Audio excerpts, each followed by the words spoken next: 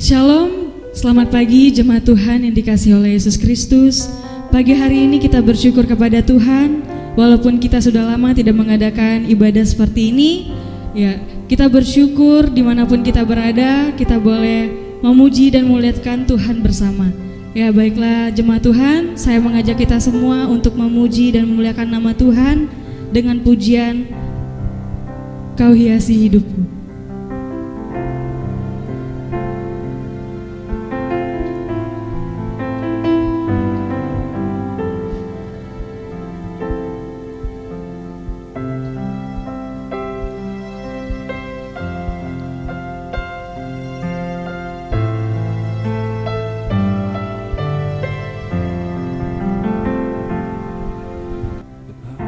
Hiasi kehidupanku dengan kemurahan-Mu.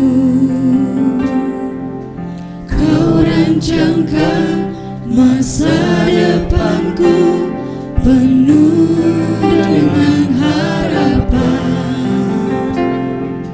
Aku ada saat ini. Aku ada saat ini. Semuanya karena kasih-Mu.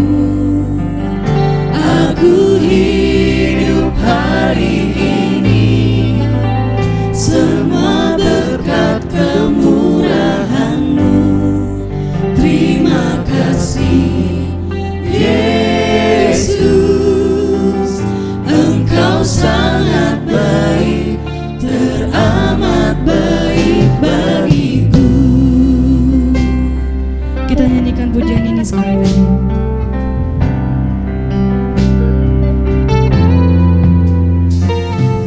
Kau hiasi kehidupanku dengan kemurahan-Mu. Kau rancangkan masa depanku penuh dengan harapan. Aku ada saat ini. Aku ada saat ini, semuanya karena kasih-Mu. Aku hidup hari ini, semua berkat kemurahan-Mu. Terima kasih Yesus, Engkau sangat baik, teramat baik bagiku. Aku ada saat ini, semuanya karena kasih-Mu. Aku hidup hari ini, semua berkat kemurahan-Mu. Terima kasih Yesus, Engkau sangat baik, teramat baik bagiku. Engkau sangat baik, teramat baik bagiku. Engkau sangat baik, teramat baik bagiku. Jemaat Tuhan, mari kita berdoa. Segala puji dan syukur kami naikkan kepadamu Bapa. Kami bersyukur kepadamu atas waktu yang indah ini ya Bapa, kami pakai untuk beribadah. Kami bersyukur ya Bapa atas waktu ini. Ya Bapa, kiranya Engkau memberkati serta ibadah kami ini ya Bapa, dari awal, pertengahan hingga boleh berakhir dengan baik ya Bapa. Dan semoga ibadah ini ya Bapa menjadi berkat untuk kami ya Bapa. Terpujilah nama-Mu ya Bapa. Inilah doa kami kepadamu, di dalam nama Tuhan Yesus kami berdoa. Haleluya, amin. Ya jemaat Tuhan, kita masih memuji dan memuliakan nama Tuhan dengan pujian yang mengatakan api kemuliaan-Nya.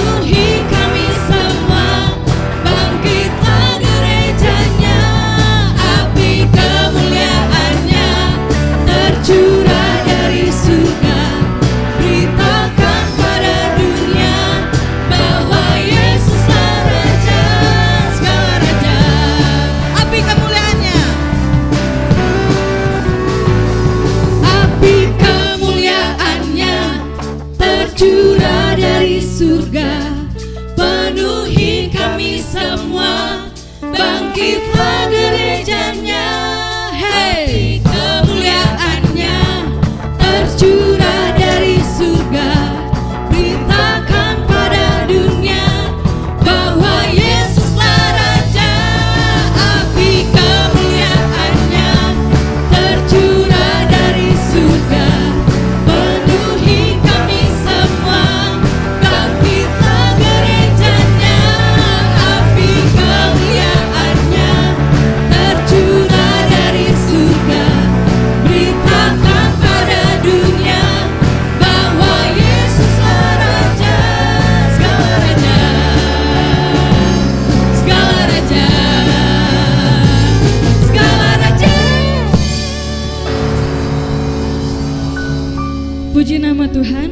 Sementara kita persiapkan persembahan kita, mari kita menyanyikan pujian terdapat dalam buku Kemenangan Iman 142, Ku Bawa Kabar Yang Senang.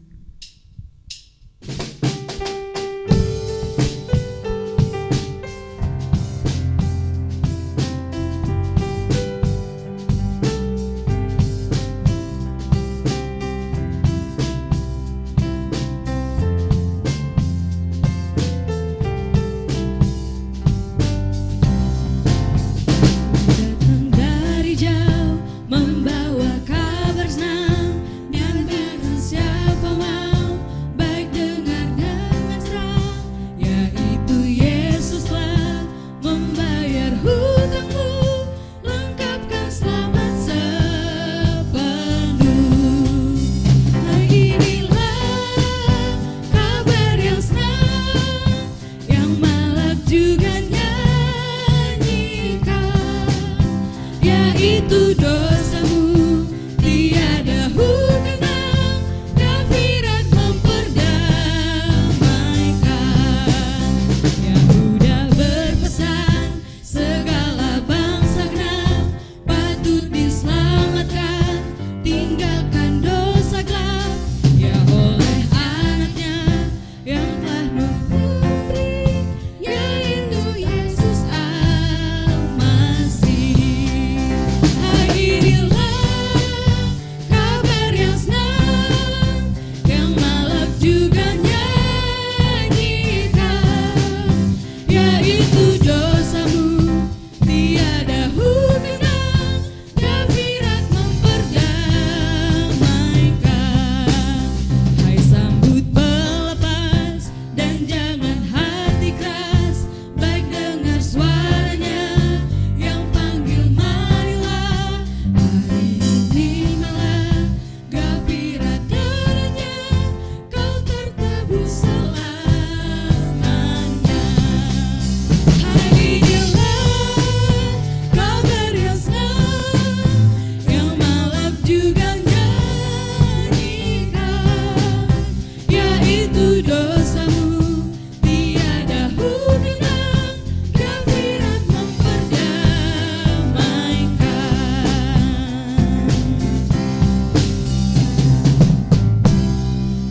Terpujilah Tuhan. Ya, berikut kita akan mendengarkan sabda dari firman Tuhan. Mari kita sama-sama menyiapkan hati dan pikiran kita. Saya mengajak kita semua untuk memuji Tuhan dengan pujian Roh-Mu yang hidup.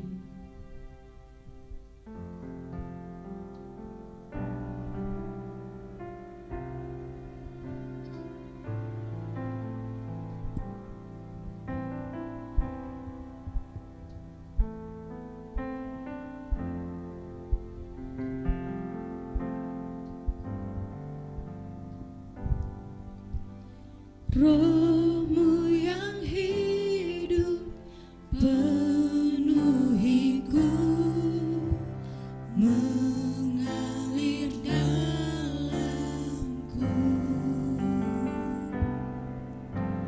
Jiwaku tenang bersamamu, dalam naunganmu.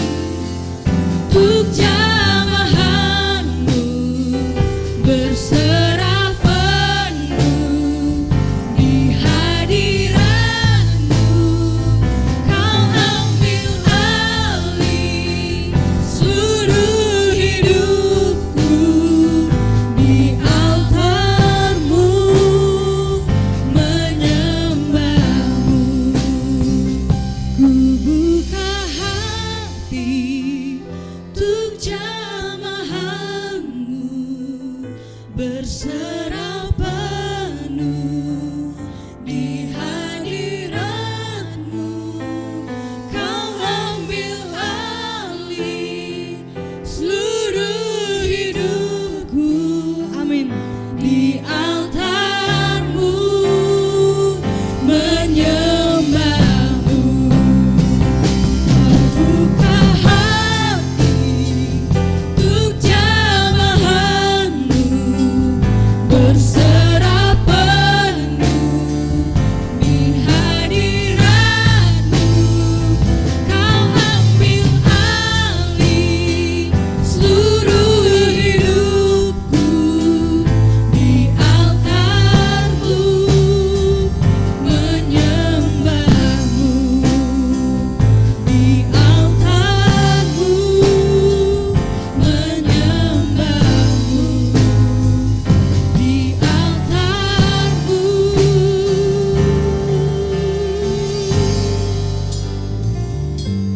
menyembahmu.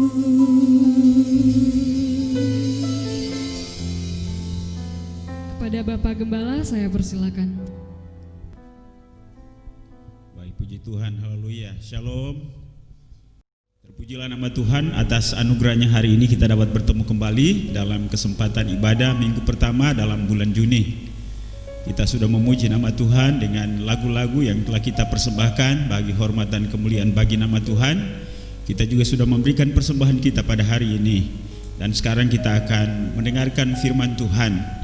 Karena itu saya ajak kita sekalian untuk membuka firman Tuhan pada hari ini yang terambil dalam kitab Kisah Para Rasul pasal 2 ayat 1 sampai dengan ayat yang ke-13. Saya akan membacakan bagi kita sekalian, demikianlah bunyinya. Ketika tiba hari Pentakosta, semua orang percaya berkumpul di satu tempat. Tiba-tiba turunlah dari langit suatu bunyi seperti tiupan angin keras yang memenuhi seluruh rumah di mana mereka duduk. Dan tampaklah kepada mereka lidah-lidah seperti nyala api yang bertebaran dan hingga pada mereka masing-masing. Maka penuhlah mereka dengan Roh Kudus. Lalu mereka mulai berkata-kata dalam bahasa-bahasa lain seperti yang diberikan oleh Roh itu kepada mereka untuk mengatakannya. Waktu itu di Yerusalem diam orang-orang Yahudi yang saleh dari segala bangsa di bawah kolong langit. Ketika turun bunyi itu berkerumunlah orang banyak. Mereka bingung karena mereka masing-masing mendengarkan rasul-rasul berkata-kata dalam bahasa mereka sendiri. Mereka semua tercengang-cengang dan heran, lalu berkata, bukankah mereka semua yang berkata-kata itu orang Galilea? Bagaimana mungkin kita masing-masing mendengar mereka berkata-kata dalam bahasa kita sendiri, yaitu bahasa yang kita pakai di negeri asal kita? Kita orang Persia, Media, Elam, penduduk Mesopotamia, Yudea dan Kapadokia, Pontus dan Asia, Frigia dan Pamfilia, Mesir dan daerah-daerah Libya yang berkaitan dengan Kirene, pendatang-pendatang dari Roma, baik orang Yahudi maupun penganut agama Yahudi, orang Kreta dan Arab. Kita mendengarkan mereka berkata-kata dalam bahasa kita sendiri tentang perbuatan-perbuatan besar yang dilakukan Allah.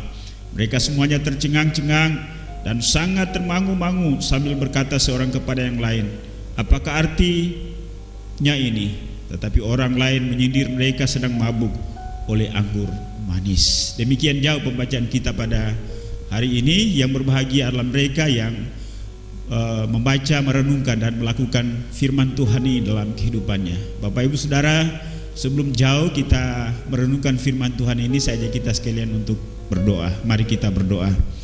Ya Tuhan, kami bersyukur dan berterima kasih untuk hari ini, karena kami dapat beribadah bersama-sama walaupun kami beribadah di rumah kami masing-masing. Tapi hadirat Tuhan kami sungguh rasakan dan mengalaminya. Karena itu Bapa, kami bersyukur dan berterima kasih. Terimalah semua pujian kami, penyembahan kami, persembahan kami. Dan saat ini kami akan mendengarkan firman-Mu. Karena itu kami berdoa, biarlah Tuhan Engkau cerai hati pikiran kami, Roh Kudus Engkau tuntun kami, agar kami dapat menangkap, mengerti firman Tuhan ini, dan kami dimampukan juga untuk melakukannya di dalam kehidupan kami. Terima kasih, bicara kepada kami, karena kami siap untuk mendengarkan, dan berkati juga hamba-Mu. Di dalam nama Tuhan Yesus kami berdoa dan mengucap syukur kepada Bapa di surga. Haleluya. Amin. Bapak Ibu dan Saudara yang kekasih, saya sangat senang dapat berjumpa kembali dengan Bapak Ibu sekalian. Kiranya hari ini kita mengalami sukacita dari Tuhan dan kita senantiasa dikuatkan dan kita memperoleh perlindungan dan kita senantiasa sehat-sehat saja. Nah, Bapak Ibu dan Saudara yang kekasih dalam Yesus Kristus, kita masih berada dalam suasana memperingati hari pencurahan Roh Kudus atau yang dikenal dengan hari Pentakosta, yaitu peristiwa hari yang ke-50 setelah kebangkitan Yesus dari antara orang mati. Bapak Ibu dan Saudara sekalian, peristiwa pencurahan Roh Kudus adalah penggenapan nubuatan yang dibuatkan oleh Nabi Yoel yang dicatat dalam kitab Yoel pasal yang kedua ayat 28 sampai dengan 32. Juga penggenapan janji Tuhan Yesus yang dinyatakannya dalam Yohanes pasal 14 ayat 16 sampai 17. Kemudian ayat 25 sampai 26 dan Kisah Para Rasul 1 ayat yang ke-8. Jadi pencurahan Roh Kudus bukanlah peristiwa yang terjadi secara tiba-tiba, dan kejadian peristiwanya terjadi satu kali, atau Roh Kudus dicurahkan hanya satu kali, dan ia bekerja sampai kedatangan Kristus yang kedua kali. Bapak Ibu dan Saudara, saya perlu memberikan penekanan ini kepada kita sekalian untuk menjelaskan tentang pemahaman kita atau keyakinan kita serta pendirian kita tentang pencurahan Roh Kudus. Karena ada pengajaran yang mengajarkan bahwa Roh Kudus, pencurahan Roh Kudus terjadi pertama kali, kedua kali, dan nanti akan terjadi pada kali yang ketiga. Tetapi Alkitab memberitahukan kepada kita bahwa pencurahan Roh Kudus terjadi hanya satu kali, dan ia bekerja, telah bekerja, sementara bekerja, dan terus akan bekerja di dunia ini, di dalam gereja, di tengah-tengah umat Tuhan, sampai kepada kedatangan Kristus yang kedua kali. Bapak Ibu dan Saudara, mari kita perhatikan bacaan kita tadi, bahwa Alkitab berkata ketika mereka sementara berkumpul, maka tiba-tiba turunlah dari langit suatu bunyi seperti tiupan angin keras yang memenuhi seluruh rumah di mana mereka duduk. Inilah instrumen yang tercipta, yang terjadi ketika hari Pentakosta atau pencurahan Roh Kudus itu dinyatakan. Dan kemudian bahwa tampaklah kepada mereka lidah-lidah seperti nyala api yang bertebaran dan hingga pada mereka masing-masing. Dan Alkitab berkata maka penuhlah mereka dengan Roh Kudus. Lalu mereka mulai berkata-kata dalam bahasa-bahasa lain seperti yang diberikan oleh Roh itu kepada mereka untuk mengatakannya. Jadi bunyi tiupan itu bukan ditiup oleh manusia, tetapi adalah merupakan sebuah fenomena yang terjadi ketika Roh Kudus itu dicurahkan. Kemudian tampaklah lidah-lidah seperti nyala api yang menghinggapi mereka. Maka firman Tuhan berkata, penuhlah mereka dengan Roh Kudus. Lalu setelah mereka dipenuhi oleh Roh Kudus, mereka mulai berkata-kata dalam bahasa-bahasa lain. Walaupun memang ada yang mencoba untuk memaknai ini, bahwa pada saat itu para rasul itu berbicara di dalam bahasa yang disebut dengan glosalolia, tetapi didengarkan oleh para pendengar di dalam bahasa mereka masing-masing. Alkitab tidak menyatakan seperti itu.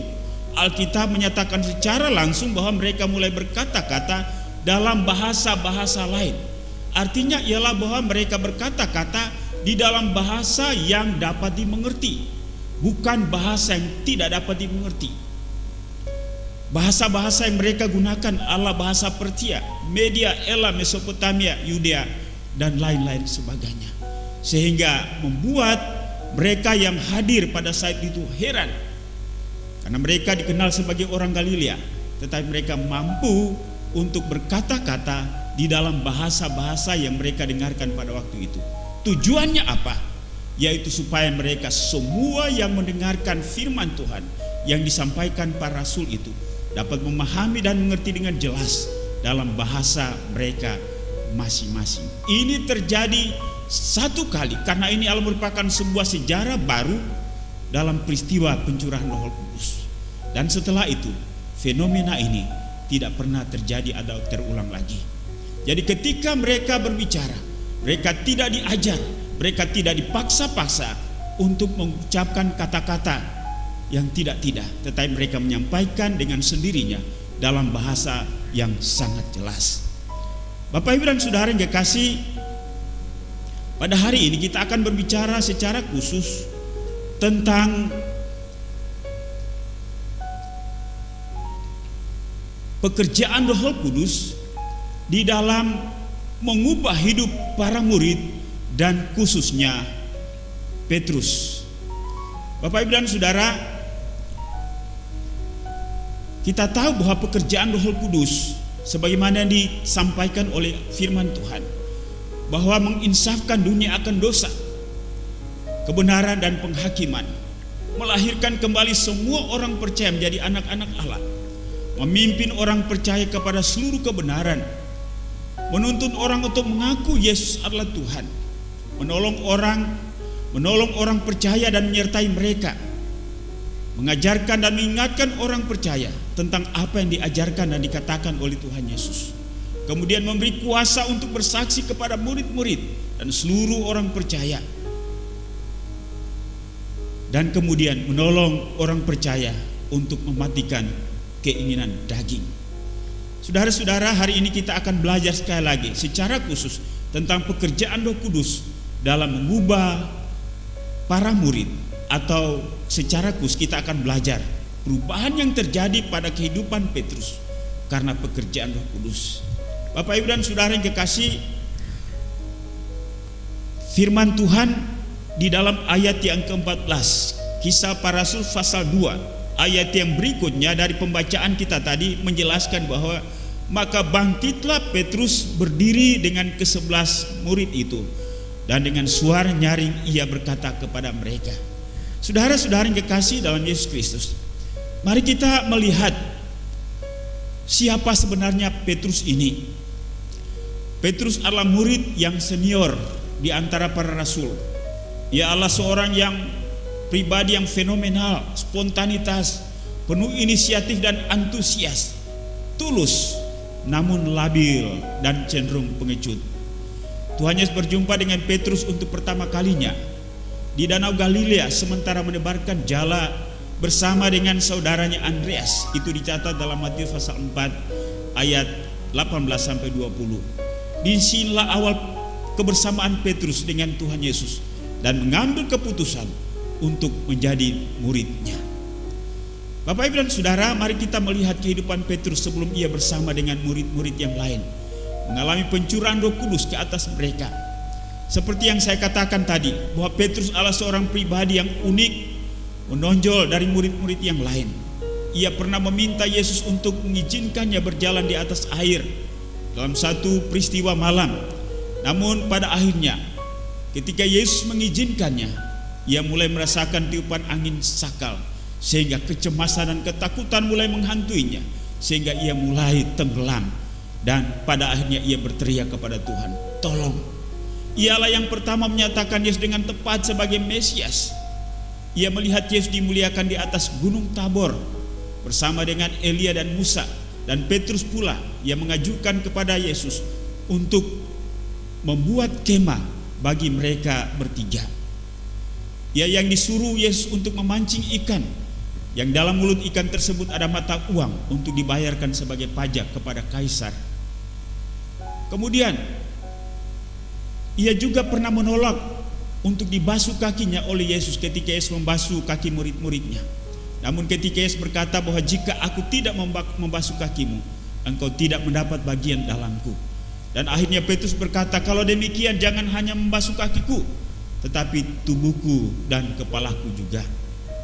Ketika untuk pertama kalinya Tuhan Yesus memberitahukan tentang penderitaan dan kematiannya, Petrus menegur Yesus dengan berkata, Tuhan, kiranya Allah menjauhkan hal itu. Sekali-kali hal itu tidak akan menimpa Yesus. Dan Yesus berkata kepada Petrus, enyalah iblis, engkau satu batu sandungan bagiku. ketika menjelang penangkapannya, Yesus menyampaikan bahwa para murid akan mengalami kegoncangan iman. Namun Petrus berkata, sekalipun semua murid yang lain tergoncang imannya, tetapi aku tidak. Dan Yesus berkata kepadanya bahwa malam ini juga, sebelum ayam berkokok 3 kali, engkau telah menyangkali aku 3 kali. Ketika Yesus ditangkap di Taman Getsemani, Petrus pula lah yang mencoba untuk menghalangi para prajurit untuk menangkapnya dengan menghunuskan pedang sehingga membabat kuping Malkus, hamba seorang imam besar. Ia juga yang pertama berusaha untuk melihat kuburan Yesus ketika Maria Magdalena memberitahukan bahwa Yesus telah bangkit dari antara orang mati. Saudara-saudara yang dikasihi dalam Yesus Kristus, dengan semua perkataan dan tindakan Petrus, Yesus memujinya, namun Yesus juga menegurnya dengan keras sehingga menyebutnya dengan iblis. Petrus dengan segala ketulusan, tetapi juga dengan segala kelemahannya, berusaha untuk mengikuti dan melayani Yesus. Dan puncak kegagalannya adalah ketika ia menyangkal Yesus sebanyak 3 kali dalam persidangan Yesus dengan ditandai berkokoknya ayam sebanyak 3 kali. Bapak Ibu dan Saudara yang kekasih, mungkin kita melihat sosok ini adalah sosok yang unik, juga mungkin aneh. Tetapi demikianlah keberadaan seorang pribadi yang bernama Petrus. Tetapi tahukah bahwa sebenarnya sikap Petrus ini adalah mewakili kehidupan kita sebagai anak-anak Tuhan, sebagai murid-murid Tuhan, sebagai pengikut Yesus. Kita adalah pribadi-pribadi yang labil. Kita adalah pribadi-pribadi yang cenderung pengecut. Dan kita sering jatuh bangun dalam kelemahan kita. Kadang-kadang kita semangat, tapi ketika ada situasi tertentu yang kita hadapi, membuat kita tawar hati dan menjadi takut. Saudara yang kekasih dalam Yesus Kristus, apakah memang benar dalam sepanjang kehidupannya Petrus mengalami karakter dan sifat seperti ini? Bapak Ibu dan Saudara yang kekasih dalam Yesus Kristus, Alkitab memberitahukan kepada kita bahwa pada akhirnya Petrus menyadari dan memahami benar akan kegagalan hidupnya. Karena itu ia menyatakan pertobatan dan perubahan dirinya serta komitmennya untuk memperbaharui dirinya kepada Yesus. Setelah Yesus bangkit dari antara orang mati, ia menjumpai Petrus dan menanyakan kesungguhan kepada dirinya secara pribadi dengan mengajukan 3 kali pertanyaan yang sama kepadanya. Simon anak Yohanes, apakah engkau mengasihi aku? Dan Petrus menjawab 3 kali pula dengan jawaban, benar Tuhan, engkau tahu bahwa aku mengasihi engkau. Dan kali yang ketiga Petrus menjawab dengan kesedihan yang mendalam dan dengan kesungguhan yang luar biasa ia menjawab, Tuhan, engkau tahu segala sesuatu. Engkau tahu bahwa aku mengasihi engkau. Bapak Ibu dan Saudara yang kekasih, perubahan apa yang dialami oleh para murid khususnya Petrus dengan peristiwa pencurahan Roh Kudus? Sekali lagi dalam bacaan kita tadi, Dr. Lukas dalam Kisah Para Rasul pasal 2 ayat 1 sampai 13 mencatat bahwa pengalaman mereka terjadi ketika semua orang percaya di suatu tempat. Mereka berkumpul untuk merayakan hari raya Pentakosta atau hari raya yang ke-50 setelah hari Paskah, atau juga disebut hari raya 7 minggu. Hari raya ini biasanya diperingati oleh orang Yahudi sebagai hari raya pengucapan syukur panen. Di Indonesia jarang orang-orang Kristen melakukan hal ini.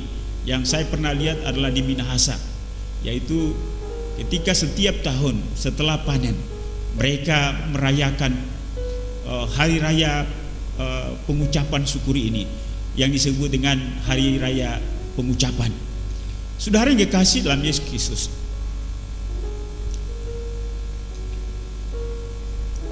hari raya Pentakosta adalah merupakan sebuah hari raya yang tidak hanya menjadi sebuah tradisi atau peringatan yang diulang dalam setiap tahun, tetapi apa yang dicatat di dalam Kisah Para Rasul pasal 2 adalah merupakan momentum dan merupakan sebuah sejarah baru bagi para murid dan orang Kristen.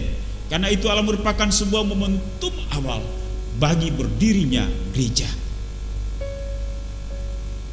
Namun yang menjadi fokus atau pembelajaran kita hari ini adalah apa yang dialami oleh para murid, khususnya Petrus. Bapak Ibu dan Saudara yang kekasih, kalau kita melihat atau memperhatikan dalam bacaan kita tadi, dari ayat 1 sampai dengan ayat yang ke-40, Petrus dan ke-11 murid lainnya bangkit dan berdiri setelah mereka dipenuhi oleh Roh Kudus. Dengan suara nyaring mereka memberitakan pernyataan bahwa mereka tidaklah mabuk seperti yang disangkakan oleh beberapa orang pada saat itu. Berbeda dengan peristiwa ketika sebelum kebangkitan Yesus dan sebelum Roh Kudus turun. Petrus dan para murid kadang-kadang galau, kadang-kadang cemas, kadang-kadang mengalami ketidakberanian. Tetapi saat ini merupakan satu momentum yang menentukan bagi mereka, di mana Alkitab berkata bahwa mereka bangkit dengan keberanian yang luar biasa. Mereka menggenapi apa yang telah dinubuatkan oleh para nabi, yaitu Nabi Yoel dan Daud, tentang pencurahan Roh Allah dan juga Yesus Kristus orang Nazaret yang telah disalibkan dan dibunuh, namun dibangkitkan dari antara orang mati. Itulah pernyataan Petrus bersama-sama dengan murid yang lain. Mereka menyatakan dengan lantang tentang Kristus, memberitahukan siapa sebenarnya Kristus. Dan kita lihat bahwa hasil dari khotbah Petrus dan murid-murid itu adalah banyak orang yang merespon. Mereka sangat terharu dan memberi diri dibaptis. Itulah yang dilaporkan oleh Dr. Lukas dalam Kisah Para Rasul pasal 2 ayat 37. Dan mereka yang percaya itu menambahkan jumlah orang percaya yang baru, sehingga jumlah orang percaya pada saat itu menjadi 3.000 orang. Bapak Ibu dan Saudara, selanjutnya Petrus melayani dengan semangat. Petrus melayani dengan keberanian. Ia melakukan mujizat, menyembuhkan seorang lumpuh sejak lahirnya. Kisah Para Rasul pasal 3 ayat 1 sampai 10. Petrus dengan berani tampil berkhotbah di Serambi Salomo. Kemudian Petrus tampil dengan berani di hadapan mahkamah agama, membela perkara mereka dan menyampaikan khotbah yang begitu luar biasa. Sehingga firman Tuhan dalam Kisah Para Rasul pasal 4:13 berkata, ketika sidang itu melihat keberanian Petrus dan Yohanes dan mengetahui bahwa keduanya orang biasa yang tidak terpelajar, heranlah mereka dan mereka mengenal keduanya sebagai pengikut Yesus. Bapak Ibu dan Saudara, mereka tidak berhenti di situ saja, tetapi di dalam sepanjang umur hidup Petrus terus melayani dengan giat, melayani dengan semangat, melayani dengan penuh keberanian. Ia bahkan mempertaruhkan segalanya, termasuk nyawanya.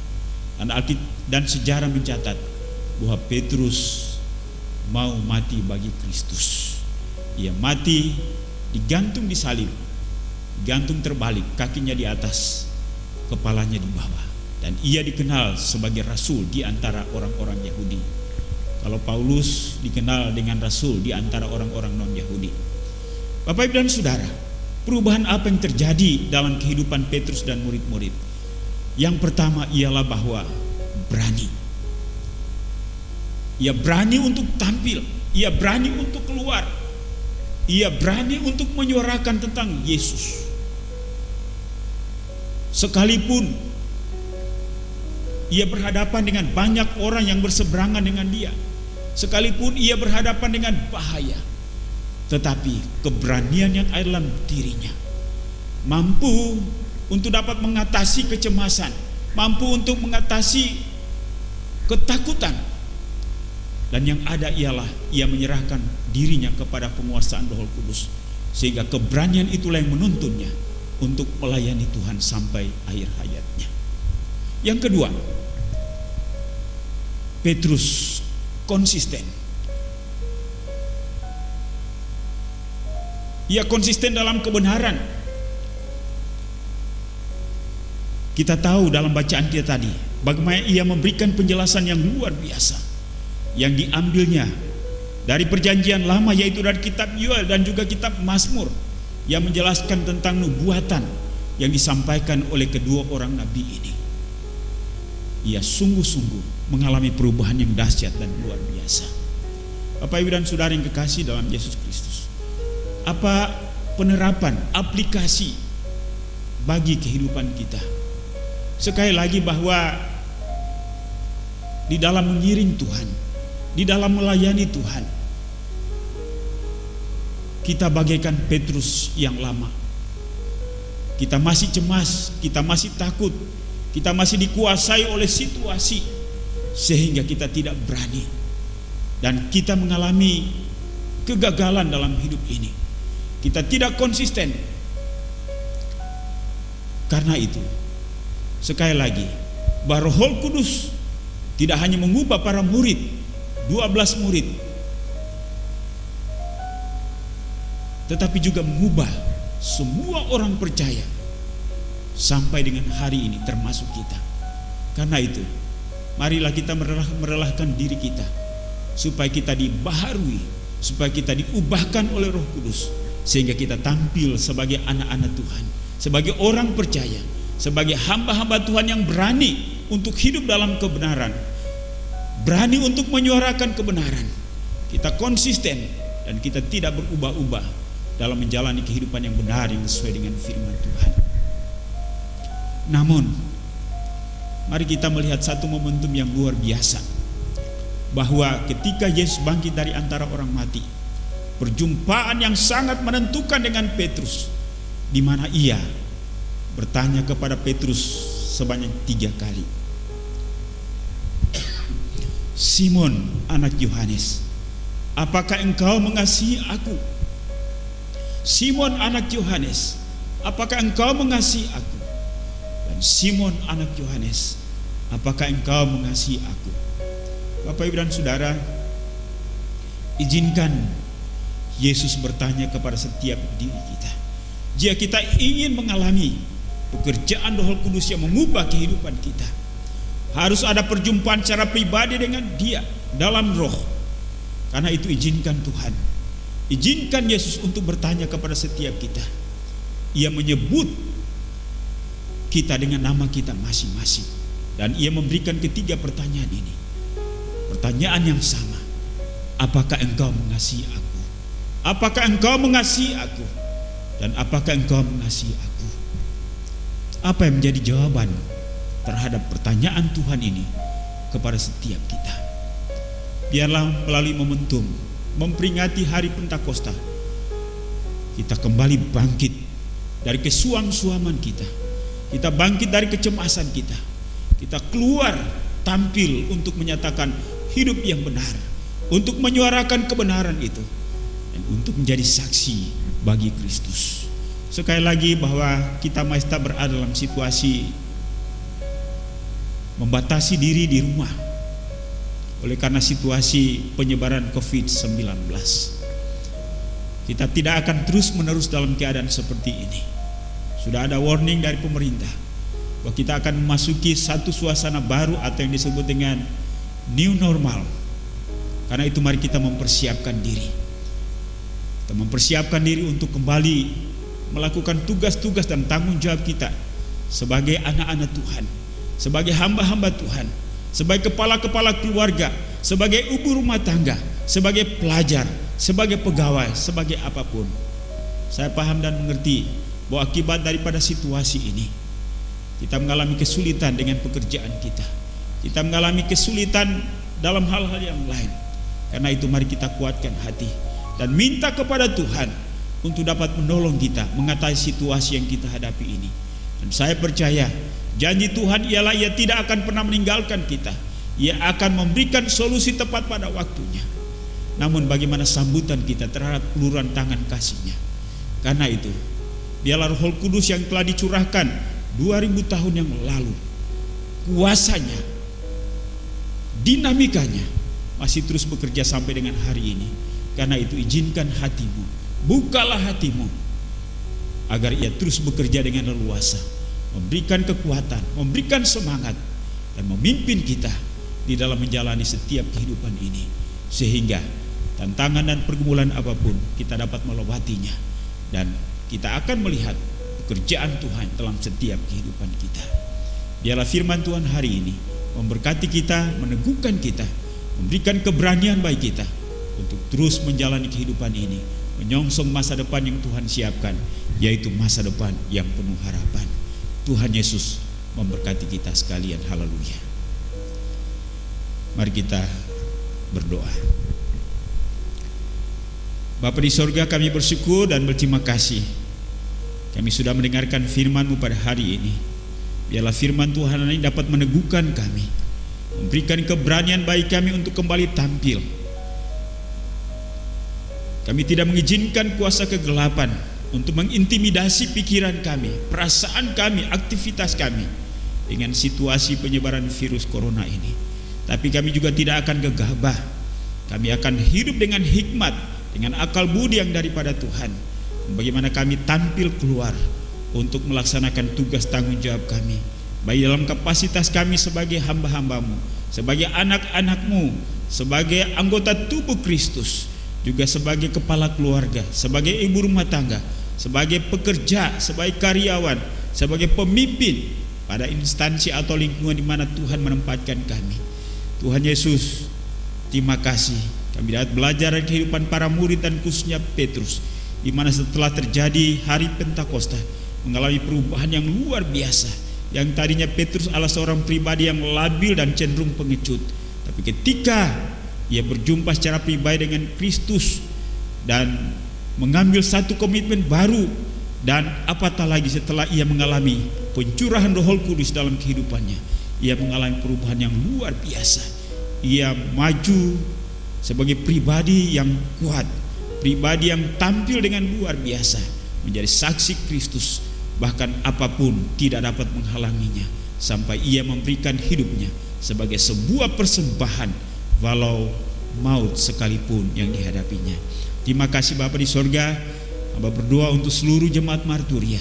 Tuhan teguhkan mereka, mampukan mereka untuk menyerap firman pada hari ini. Roh Kudus, Engkau baharui hati pikiran mereka. Berikan keberanian, berikan semangat, berikan kekuatan kepada mereka. Terima kasih Bapa di sorga, terpujilah nama-Mu. Inilah doa kami, di dalam nama Tuhan Yesus kami berdoa. Kami akan makan minum perjamuan kudus. Karena itu kami berdoa, biarlah melalui kesempatan ini hati kami terarah kepada bukit Golgota, di mana Yesus anak Allah yang maha tinggi mati bagi kami semua. Tubuhnya dihancurkan, darahnya tercurah untuk menebus kami dari dosa, sehingga peluang pengampunan Allah bagi manusia itu terbuka lebar. Inilah doa kami, dalam nama Tuhan Yesus kami berdoa, haleluya, amin.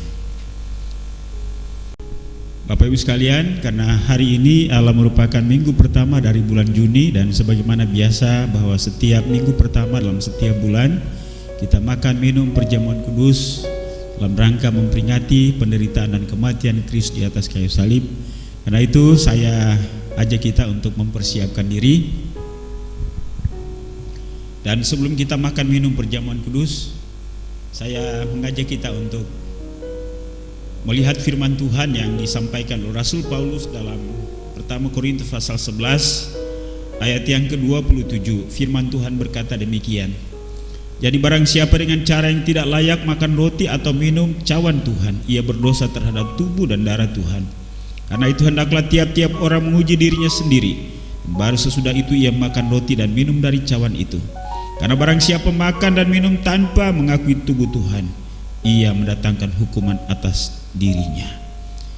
Saya memberikan kesempatan bagi kita sekalian untuk masing-masing berdiam diri, berdoa kepada Tuhan dalam momentum memperingati penderitaan dan kematiannya.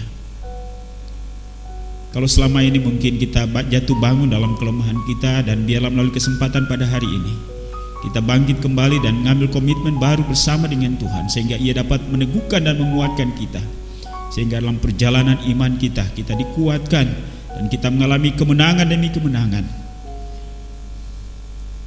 Dan juga bagi Bapak Ibu yang mengalami kelemahan tubuh atau penyakit jasmani, gunakan momentum ini untuk bergumul dengan Tuhan, minta kesembuhan kepadanya, karena janjinya ialah bahwa oleh bilur-bilurnya kamu menjadi sembuh. Imanmu lah yang menyembuhkan engkau.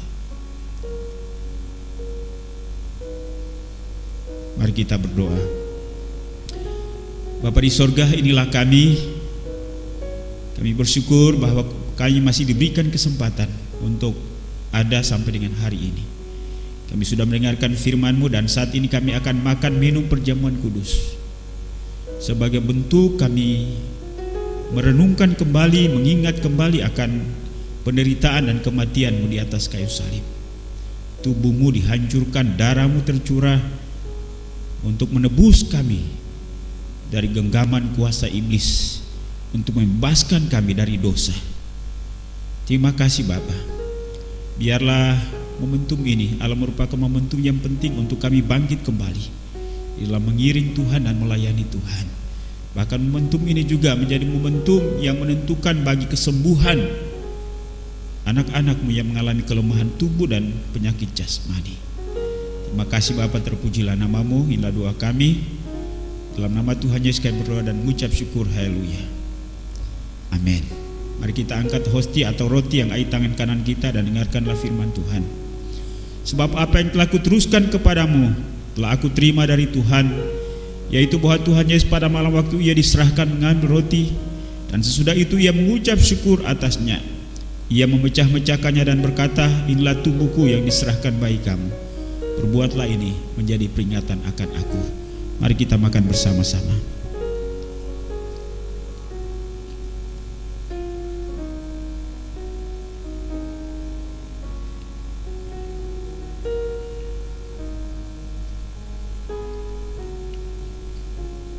Mari kita angkat cawan yang ada di tangan kanan kita dan dengarkanlah firman Tuhan.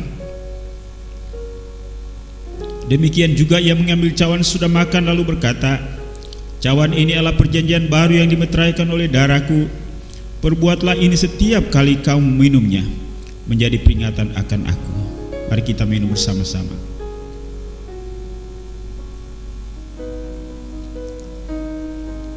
Sebab setiap kali kamu makan roti ini dan minum cawan ini, kamu memberitakan kematian Tuhan sampai Ia datang. Mari kita bersyukur. Bapa, kami bersyukur kami dapat memperingati kembali akan peristiwa yang sangat luar biasa, peristiwa yang mengubah kami menjadi anak-anak-Mu, peristiwa yang mengubah kami menjadi ahli waris kerajaan Allah. Kami percaya bahwa melalui momentum ini kami diteguhkan kembali, bahkan kami disembuhkan dari penyakit, baik penyakit jasmani maupun penyakit rohani kami. Kami bangkit untuk hidup bagi Tuhan, melayani Tuhan. Inilah doa kami dalam nama Tuhan Yesus kami berdoa dan mengucap syukur. Haleluya. Amin. Jemaat yang kekasih, bersama-sama dengan seluruh orang kudus di muka bumi, kita akan menyatakan pengakuan iman kita, yaitu pengakuan iman Rasul. Mari kita menyatakannya bersama-sama. 1, 2, 3. Aku percaya kepada Allah Bapa yang Maha Kuasa, Khalik langit dan bumi, dan kepada Yesus Kristus anak yang tunggal Tuhan kita, yang dikandung daripada Roh Kudus, lahir dari anak darah Maria, yang menderita di bawah pemerintahan Pontius Pilatus, disalibkan, mati dan dikuburkan, turun ke dalam kerajaan maut, pada hari yang ketiga bangkit pula dari antara orang mati, naik ke surga, duduk di sebelah kanan Allah Bapa yang Maha Kuasa, dan akan dari sana untuk menghakimi orang yang hidup dan yang mati. Aku percaya kepada Roh Kudus, gereja yang kudus dan am, persekutuan orang kudus, pengampunan dosa, kebangkitan tubuh, dan hidup yang kekal. Amin. Kita akan mengakhiri ibadah kita. Karena itu saya ajak kita untuk menyanyi dalam nyanyian Kemenangan Iman nomor 300. Kita nyanyikan semua ayat dan nyanyikan pujian ini dengan sungguh-sungguh dan dengan iman, dan biarlah perlindungan Tuhan akan senantiasa menjadi bagian dalam hidup kita.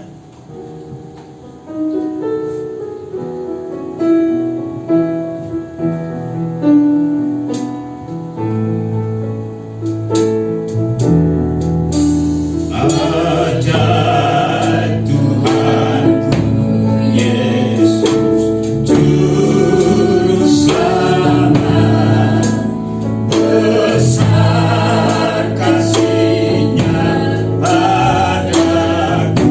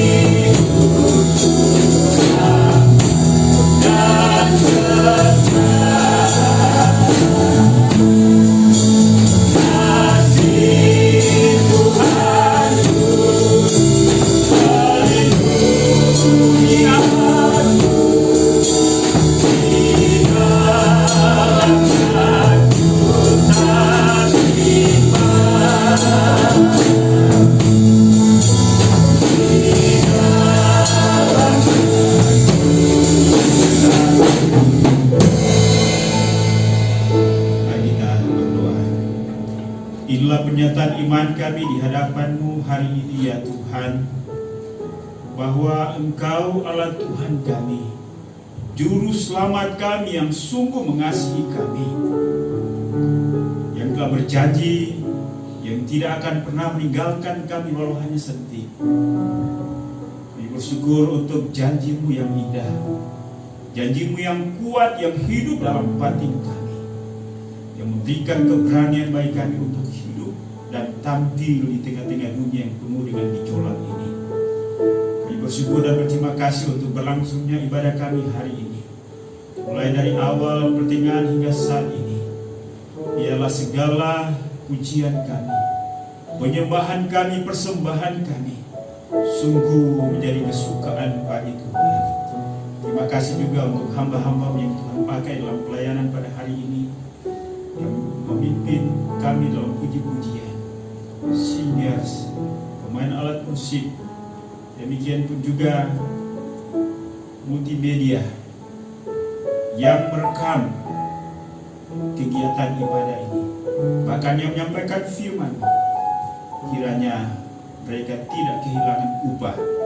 Kami percaya janji Tuhan bahwa Tuhan akan memberkati berlimpah-limpah. Kami melayani walaupun kami melayani bukan karena upah, tapi kami melayani sebagai ucapan syukur kami pada Tuhan yang melayani kami lebih dahulu, bahkan sampai mengorbankan nyawanya. Kami berdoa untuk jemaat-Mu. Biarlah Tuhan yang Kau memberkati mereka dengan kekuatan iman, kekuatan batin, kekuatan fisik. Dan biarlah mereka tetap tegar dalam situasi sulit ini. Berkati baik sebagai suami, sebagai istri, sebagai anak-anak, sebagai orang tua, sebagai kakak, sebagai adik, sebagai sahabat.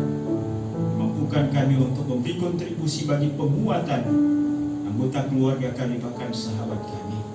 Kami berdoa biarlah cinta kasih kami terhadap Kristus semakin hari semakin bertambah. Walaupun di tengah-tengah situasi sulit, kami tidak akan mementingkan diri kami sendiri, tapi kami juga membagi kehidupan kami dengan setiap orang yang membutuhkannya. Kami akan mempersembahkan seluruh hidup kami menjadi persembahan yang hidup, yang kudus dan yang berkenan kepada Allah. Bapa di surga, kami terus berdoa untuk kehidupan rumah tangga seluruh jemaat-Mu. Tuhan memberkati. Demikian pun juga usaha dan pekerjaan mereka yang mungkin akibat daripada penyebaran virus corona ini, pekerjaan mereka terganggu.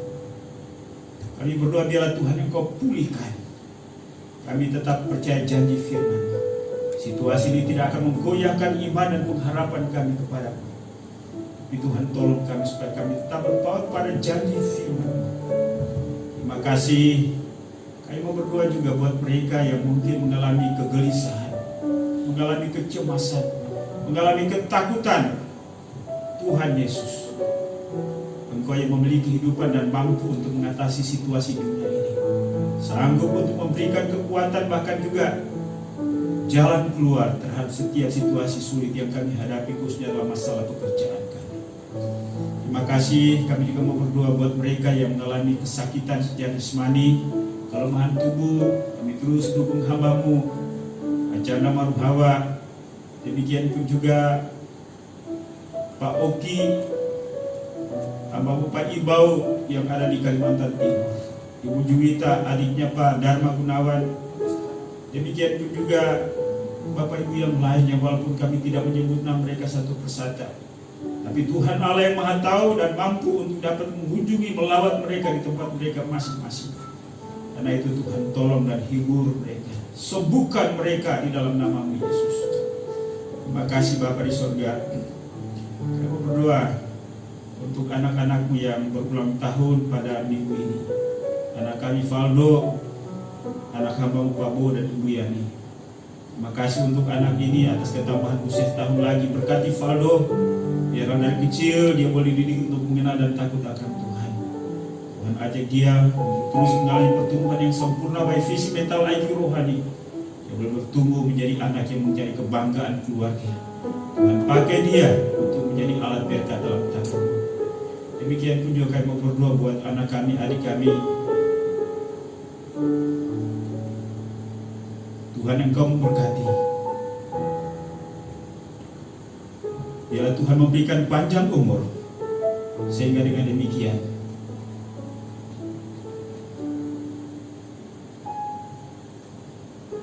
dia dibimbing oleh Tuhan dan memberkati kuliah sampai selesai, dan biarlah nama Tuhan dipermuliakan sehingga Eta boleh mengalami kasih Tuhan. Tuhan memberikan masa depan yang penuh harapan. Sekali lagi berkati Eta, berkati juga Pak Thomas dan keluarga yang bimbing menyertai sampai dengan hari ini. Dan segala pergumulan apapun yang dihadapi oleh Eta, Tuhan Engkau bersamanya. Terima kasih Bapa di surga. Kami terus berdoa untuk situasi ini. Kami merindukan supaya kami dapat berjumpa dengan seluruh jemaat dalam ibadah bersama-sama. Dan mohon biarlah Tuhan Engkau tolong kami sehingga kerinduan kami dapat terwujudkan. Kami berdoa untuk semua gereja-gereja Tuhan di Indonesia. Tuhan memberkati Gereja Kemajuan Indonesia baik pada tingkat pusat, wilayah, daerah sampai kepada gereja-gereja lokal. Demikian pun juga dengan semua gereja-gereja Tuhan, memberkati pimpinan-pimpinannya, bangsa dan negara kami. Doakan Presiden, Wakil Presiden, seluruh menteri, semua lembaga tinggi negara, TNI, Polri, bahkan juga semua para medis, para relawan. Tuhan kuatkan, teguhkan mereka agar mengatasi penyebaran virus corona ini. Demikian pun juga seluruh warga masyarakat agar hidup tertib dan disiplin, sehingga kami sama-sama dapat melewati situasi ini. Nama Tuhan dipuji dan dipermuliakan. Terima kasih Bapa di surga. Mengucap syukur juga untuk persembahan umat pada hari ini, baik itu persembahan kolektif, persembahan janji iman, persembahan syukur, persepuluhan. Dan Engkau membalas sesuai dengan janji firman-Mu. Dan seluruh jemaat Maturia tetap keberkatan setiap hari. Inilah doa kami sadar sungguh bahwa doa kami jauh dan sempurna. Karena itu kami percaya bahwa Roh Kudus penolong agung kami menyempurnakan dengan keluhan-keluhan yang tidak terucapkan kepada Bapa di surga. Hanya dalam nama Yesus Tuhan dan Juru Selamat kami sudah berdoa. Haleluya. Bapak Ibu dan Saudara yang kekasih dalam Yesus Kristus, kita akan mengusaikan ibadah kita. Karena itu arahkanlah hatimu hanya kepadanya. Apa yang telah disampaikan kepadamu pada hari ini, terimalah itu, renungkan dan lakukanlah itu dalam kehidupanmu setiap hari. Dan biarlah kasih karunia daripada Allah Bapa, anugerah dan damai sejahtera dalam nama Tuhan Yesus, serta pimpinan penghiburan pertolongan Roh Kudus menyertai kita sekalian hari ini bahkan sampai selama-lamanya. Bapa, terima kasih.